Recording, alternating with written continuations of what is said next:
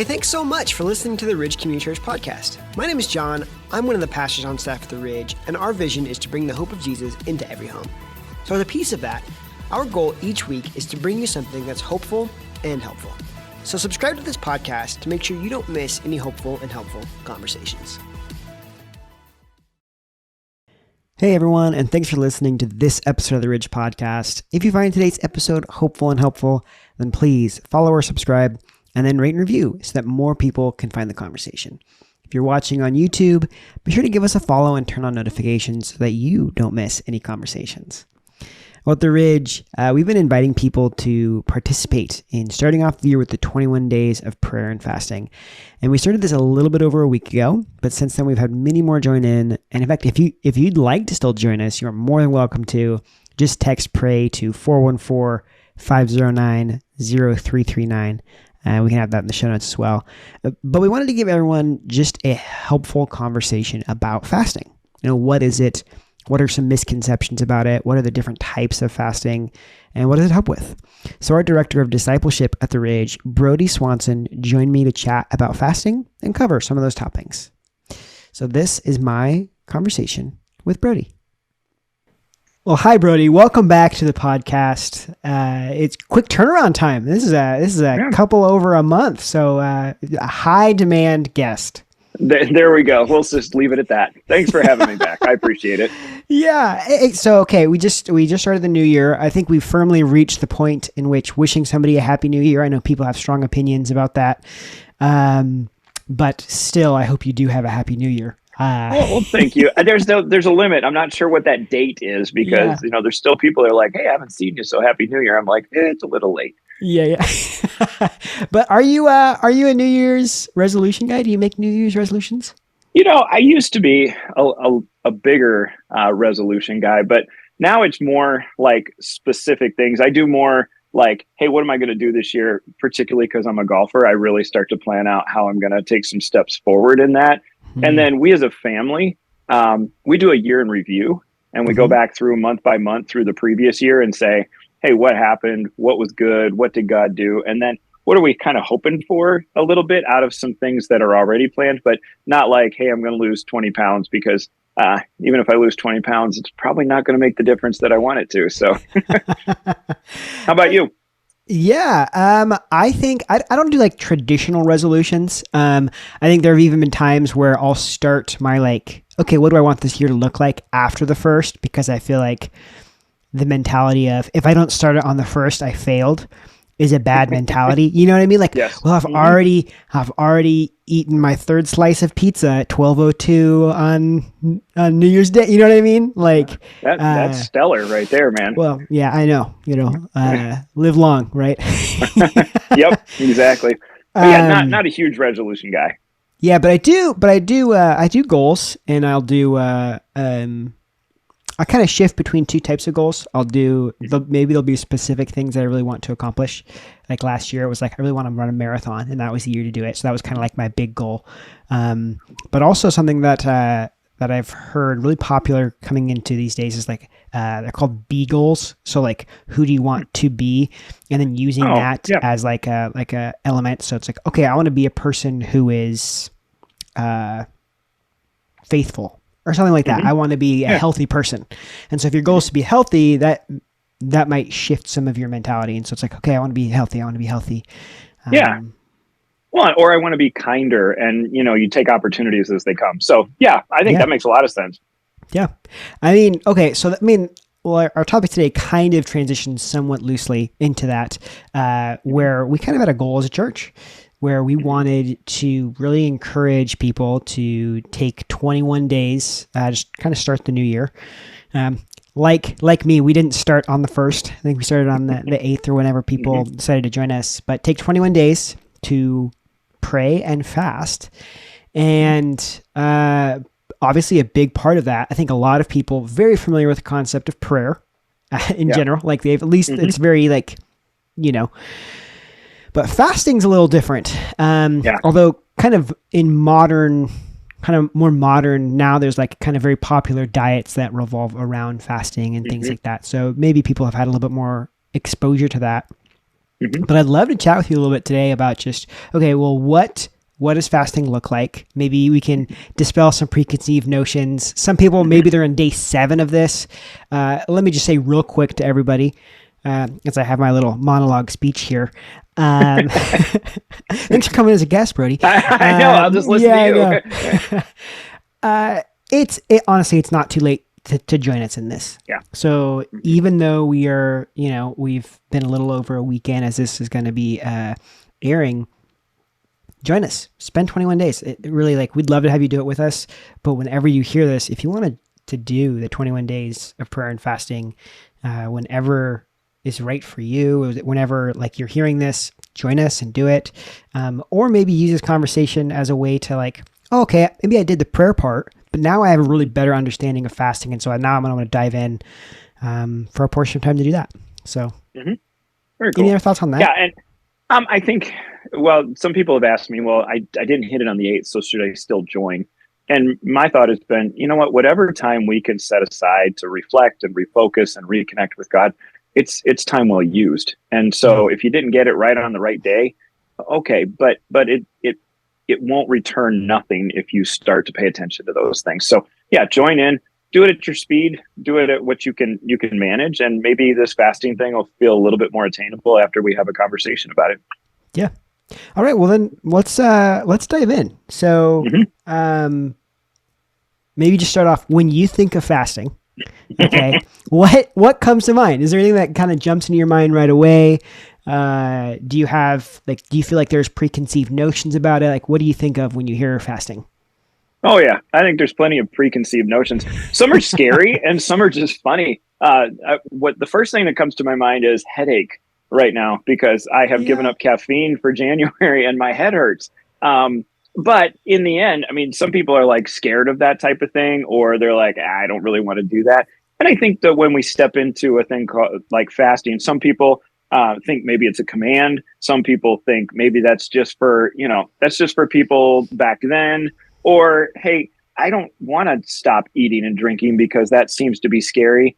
There's some people that have had things in their past, eating disorders and other things that have come up in their lives that they're well, this is scary because it might set me on a trail that I don't want to go back down. And so I think there's a lot of different things. What I think of, because of the last few years, just really starting to think more deeply about it, is how do I move something out of my life that's important to me for a certain period of time so that I can give God more space to be heard, to work, to challenge me. And it's not a whole year. If I had to give up caffeine for a whole year, there's no way that it would happen. But for a short period of time, for me to go, okay, when I'm feeling kind of those urges or whatever, maybe moving that thing aside to give God more space to speak in my life and I'm ready to pay attention is a helpful thing. And I think you see that throughout the scriptures, is that when the people of Israel were challenged to do that, they were in a spot where they needed God to speak and he needed them to listen. And so he would challenge them to set some things aside so that there was a better connection. Yeah. And I think it's interesting. A lot of times it's totally fine, good things, right? So a fast wouldn't necessarily be abstaining from something you probably shouldn't do anyway, right? It's I'm going to give up lying for my 21 days of prayer fasting. It's okay, well, appreciate that. Maybe you should give it up longer. But I think that goes to, it's not like a vow of stoicism. There we go. Really throwing that one out there. Stoicism. Wow. Yeah, I know. We can. That's a future podcast episode. But it's this, I love that mentality, right? Of it's okay, how do I give up this thing for this time period that says, gosh, I want to connect better. And I know that when I do this, the reason why it helps me connect better is because maybe it's craving. Maybe it's that headache. It's that thought that pops in your mind. Oh, I want this. You know what? I want more. Yeah. That's actually a great way to look at it, is what do I want more right now? And I think then that gets into helping me evaluate what things have control of my life. And that's one of the things. Richard Foster, you can read all his stuff, but he's written, I looked at an article that he wrote and he said, fasting helps things come to the surface too. It's not only that I get to listen to God and he gets to speak to me, but things that are important to me in my life that may have a controlling influence, they start to surface. Because if I decided, hey, I'm going to fast from television, and that's 2 or 3 hours a night for some folks, maybe even me when there's sports on, and you're starting to sit there and go, okay, what do I do with myself now? You realize that you've let something take over a big part of your life that you didn't even realize had control. Yeah, that's interesting, because that's a next step level, right? Where it's almost like this space, like you're like providing yourself space from this habit, this whatever it is. And I think this would be a good point to mention. Like, I think traditionally I think of food when I think of fasting, but that's not always the case, right? Like, I think, honestly, what I think of for the longest time, I thought of fasting, I thought of the like monks, right? Where like they're not going to eat anything and they've taken this vow of silence, which maybe some people would love if I took 21 days of silence. But I know there's some who would like me to do that. You agreed too strongly on that one, buddy. Oh no, I was thinking about me. Oh, okay, Gotcha. Me. So. Fair enough. And so I think that's a great alternative, because you mentioned like if there's inhibitions, and we can dive into this more when we talk about types of fasting, but don't feel like, if you're hearing this, don't feel like, well, I can't do this because of this dietary concern, or I can't do this because of this. Maybe it is a preconceived notion. And you know what? Taking on like a food fast would feel like would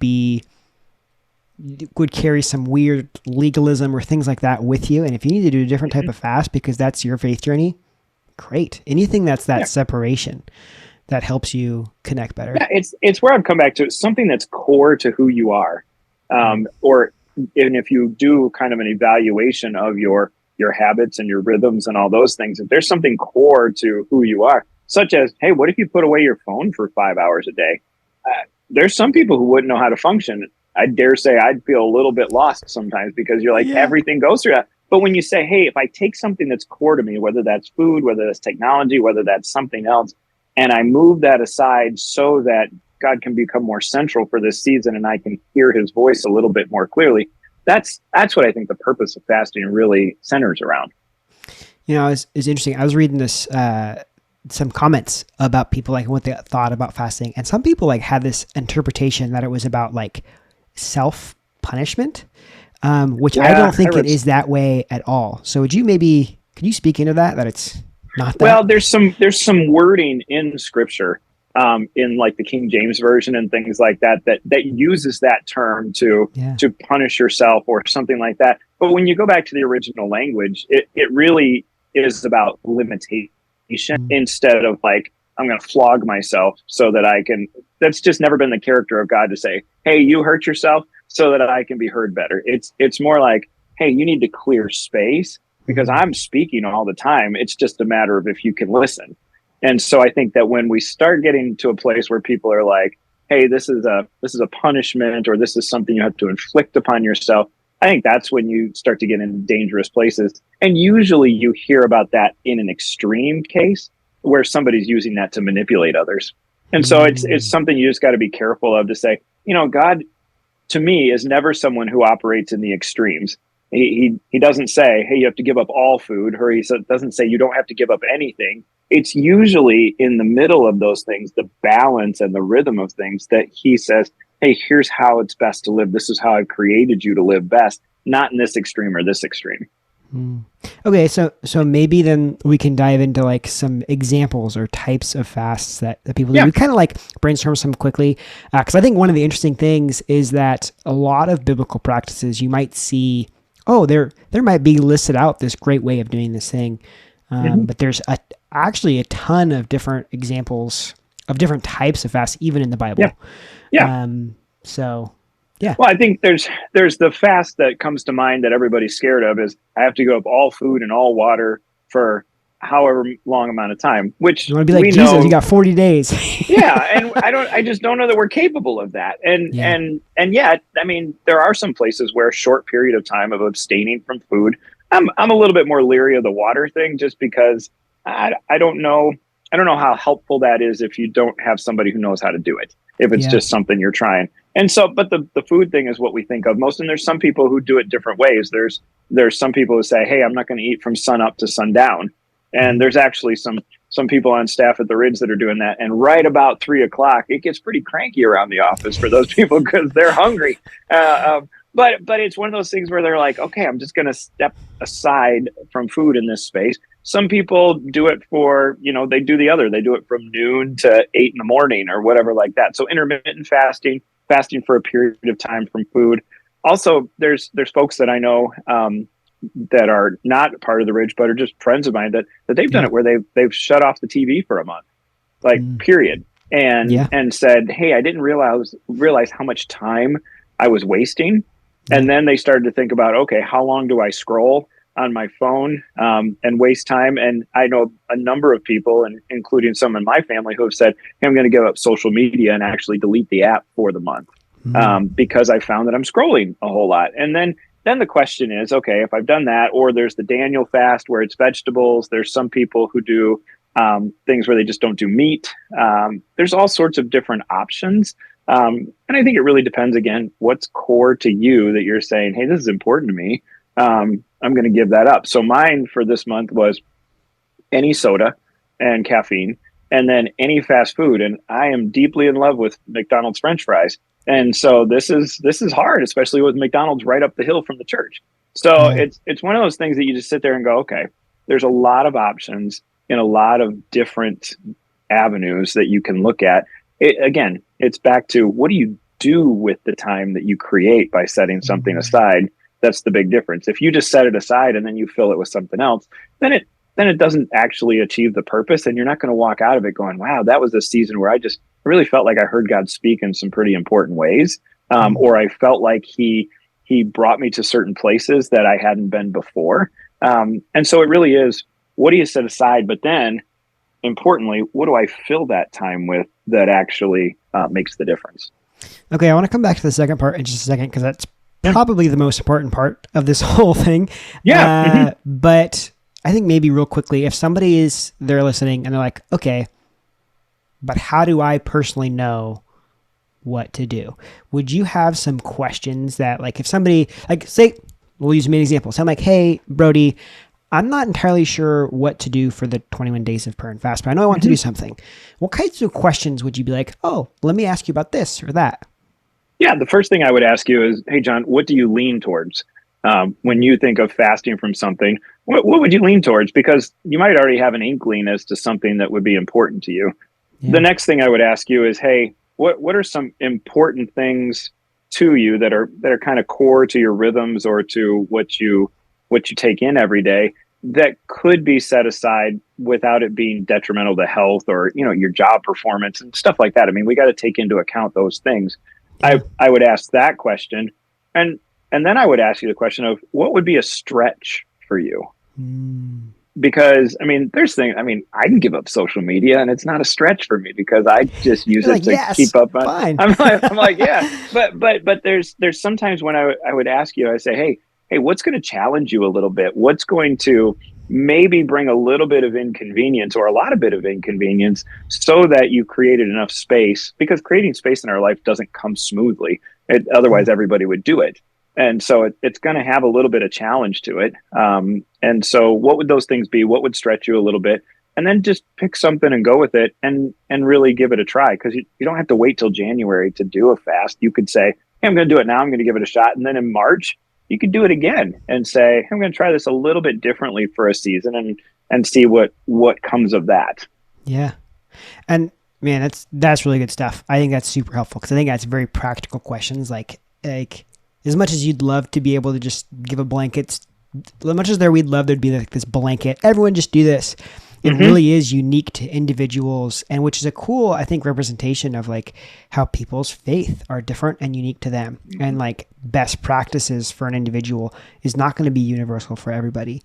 And really kind of allowing yourself the freedom to have that differentiation is like, that's unique to your faith, right? Like you said, yeah. If it was like, hey, everybody, we're taking 21 days off of social media. For the person that's scrolling TikTok or Instagram all day, that's going to be significantly more, I don't want to say effective, but it's going to be significantly more maybe impactful, I think would be the word. Yeah. Great. Yes. Perfect. Mm-hmm. Read my mind. Versus like you said, for you, where you're like, okay, well, maybe I'd think about that once a day or something like that, where it's like, okay, mm-hmm. that wouldn't be uniquely to how God has wired you.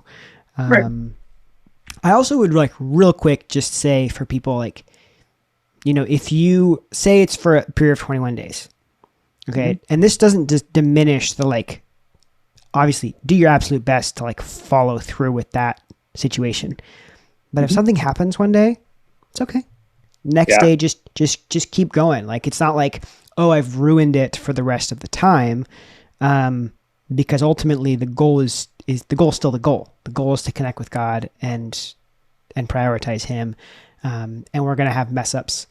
And when we do that, we can still prioritize him. Yeah, I think so. I think the term that I use is give yourself a little grace. Yeah. We're going to have points. And if you decide to give up caffeine and you got a big presentation at work where you're like, I just can't function. Okay. These are things that come up. A lot of times when the Israelites would fast and pray, it wasn't for 21 or 30 days. It was for a much more succinct period of time.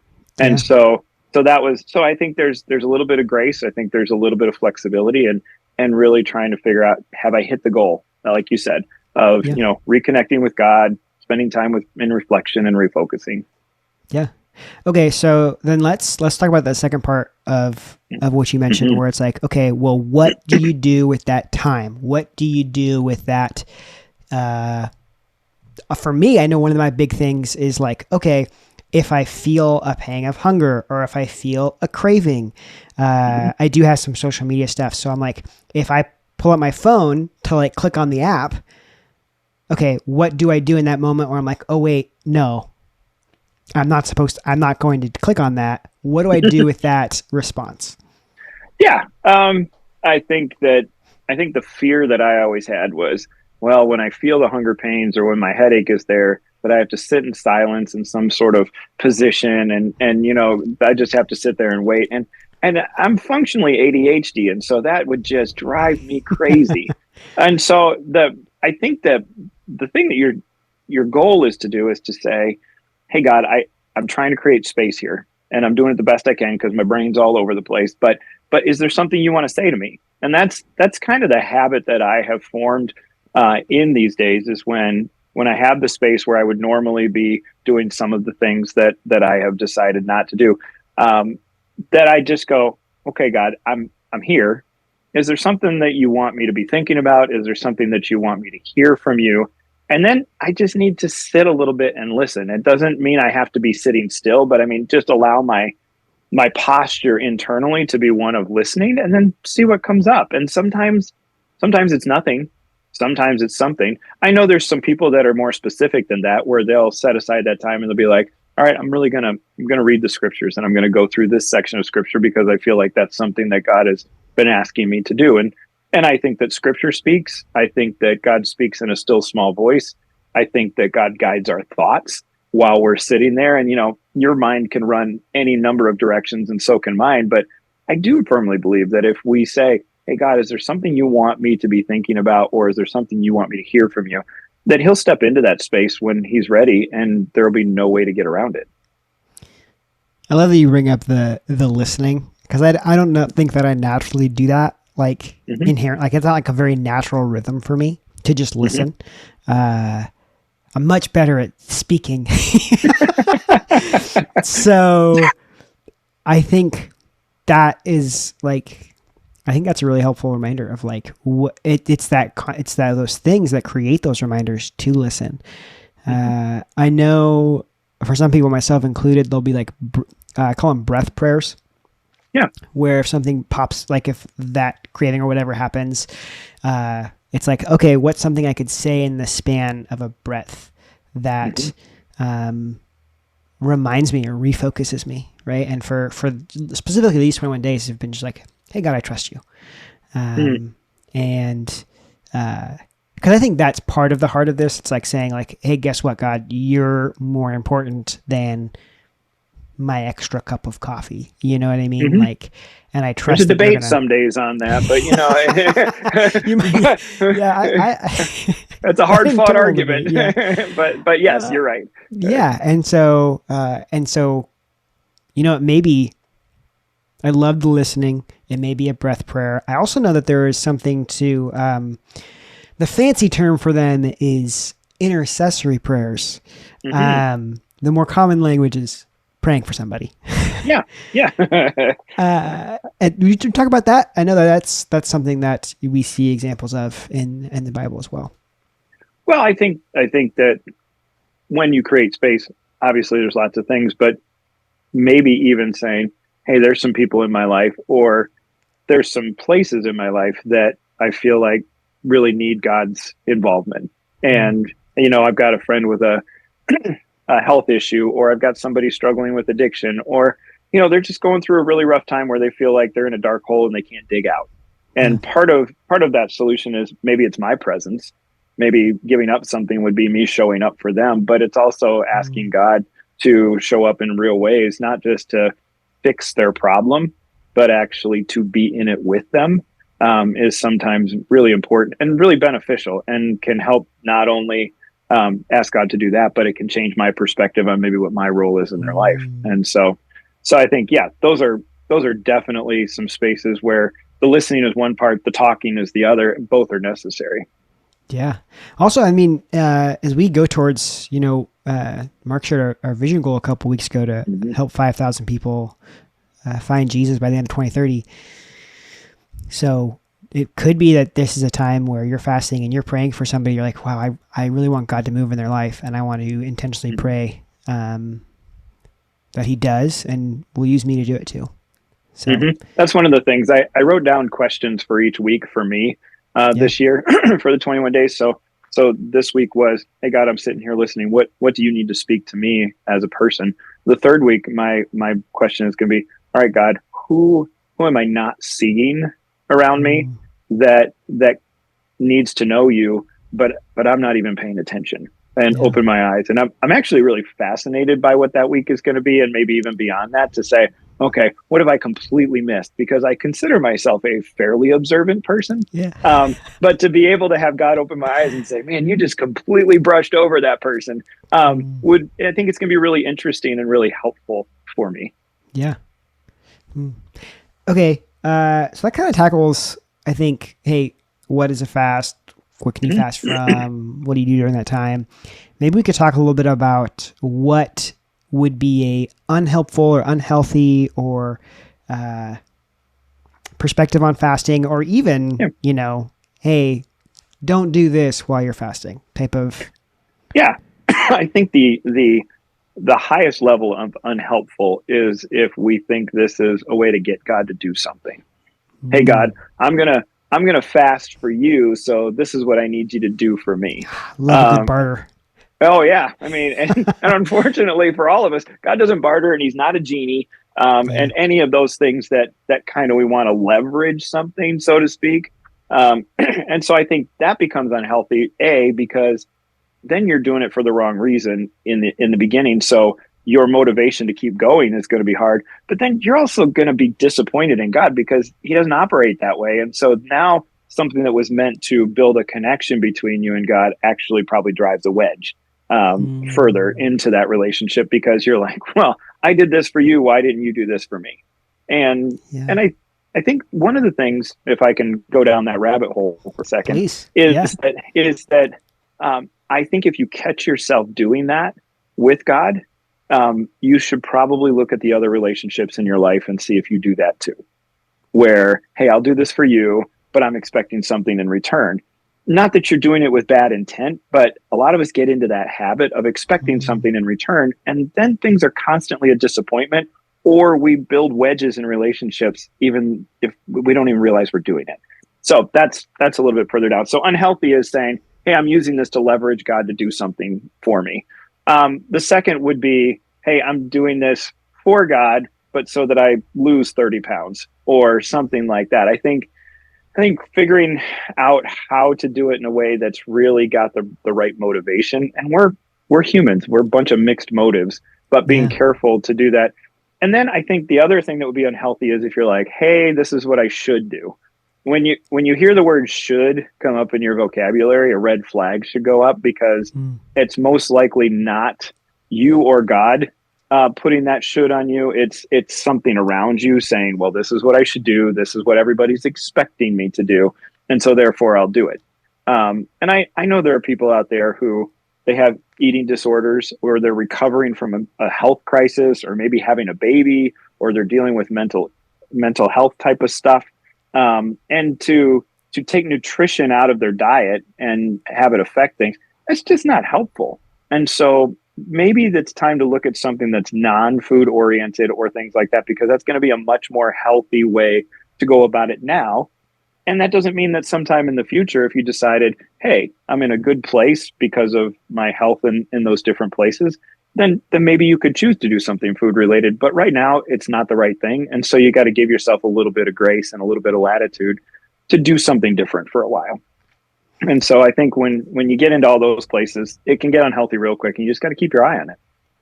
That's a really good one. Just to talk on the should element, because I think that there are lots of things about our faith that sometimes can fall into this category. And as much as maybe we're like, oh, I don't really want this to be this way, but maybe it does need to just sit in a should for this time being, because I know that's going to be the most helpful. That's going to be the most honoring or righteous or whatever your phrasing is behavior, right? So it's like, well, I know I shouldn't lie, whatever that thing. I use the lie example again, but I think it's a fair one. And so maybe you want to, and your motivation is wrong for not lying or not lying. Oh man. I apologize to everybody listening to that section. But, or even if it's simple, I know there have been times from my life where it's like, I don't necessarily feel this internal motivation to read the Bible. It's like, but I do know that it is what's best for me. And I do know that I probably should. And so I'm going to do that. Fasting is not that way. Right. Which is an interesting distinction, right? Because it's very biblical example of, of God, I think it's in Isaiah, where God's admonishing or saying, this is not good behavior. You're fasting for the wrong reasons. Yes. And so you're not going to see any fruit come from it. And so, that was one of the things that Richard Foster said in a couple articles I read, is he's like, you got to figure out, are you really fasting for you, or are you fasting for God? And to create space. And I had to do a little bit of a check on myself with that one. I was like, okay, am I doing this so that I can say I'm doing this, like giving up caffeine? I can say I gave up caffeine and I didn't drink a Diet Mountain Dew for a month or whatever, and I feel good about myself then? Or am I actually setting this aside so that something better can happen? And so I think we all have to check our motives, because we're a mixed bag when it comes to that. Yeah.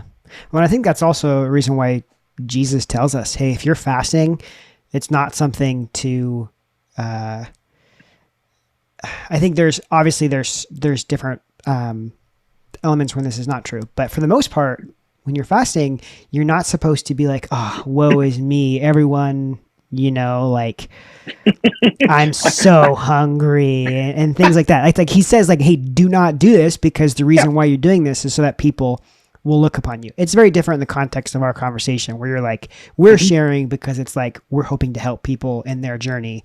Yeah. The Pharisees that were like, oh, I'm so hungry, they were not being like, oh, I'm so glad that this is going to help this person over here. Right. Well, and there's something to the fact that if you're fasting, like if you've got a group that you're a part of, or you and your spouse or some friend are doing it, there's a certain element of commiseration. That's okay. It's just, I can't fast so that the thing I've decided to fast from is going to give me notoriety. That's kind of or draw some attention to myself. It's for a different purpose. And we just have to check ourselves on some of those things, because we can get in that space pretty easy. And it's just good to go, let me check my motives. Love that. Okay, Brodie, any final closing thoughts as we kind of wrap up this conversation? We've hit a lot of good stuff. Well, I think that to bring it down to a succinct phrase, Yeah. there's a verse in the Bible, and it was actually my third grade teacher's diet verse, and Mm. it's he must increase and I must decrease. And I think it was funny when it was her verse, but for this type of season to say, okay, what parts of me, what rhythms, what things that I do could decrease for a period of time so that he can increase his influence in my life. I think that kind of capsulizes the whole concept. Yeah. That's really good. Brodie, thank you so much for taking Oh, some time and sharing. I know you're digging yourself out of a snow hole. jeez, isn't that the truth? Yeah. So thanks for sharing. Thanks for talking through this. Even if you do have a caffeine headache. So thank you. Well, thanks for having me back. I appreciate it. Well, that was my conversation with Brodie, and I really think that it was filled with practical things to think through about fasting. But I'll leave you with just one thought. It's all about your heart. It's not about a legalistic way to practice faith or to try to get God to do something for you. It's an opportunity to try to connect with the heart of God. And regardless about how you try fasting or if you try fasting, my hope is that that is something that we can all experience more of in our lives. So thanks for listening to this episode of the Ridge Podcast, and make sure to follow and subscribe so that you don't miss any hopeful and helpful conversations.